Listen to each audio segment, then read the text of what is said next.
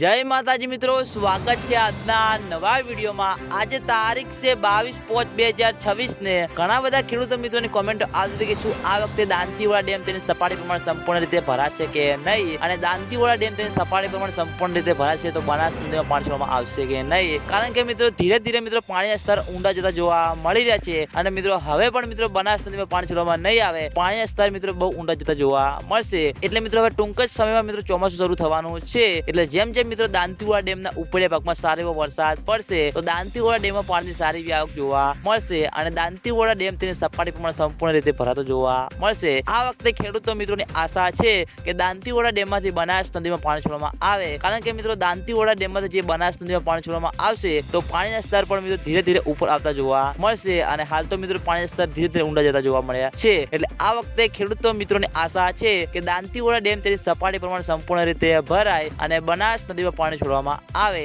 અને આવશે તો અમે તમને આ વિડીયોના માધ્યમથી જણાવશું। એટલે તમે બધા અમારી ચેનલ ઉપર નવા હોય તો સૌથી પહેલા વિડીયોને લાઈક કરી દેજો, કોમેન્ટ કરી દેજો અને ચેનલને સબસ્ક્રાઇબ પણ કરી દેજો, જેથી કરીને અમે Dantiwada dam, Sipu dam, Mukteshwar dam અને બનાસ નદીના તાજા અને લાઈવ સમાચાર લઈને આવીએ તો સૌથી પહેલા તમને ખબર પડી જાય। તો મિત્રો, જય માતાજી।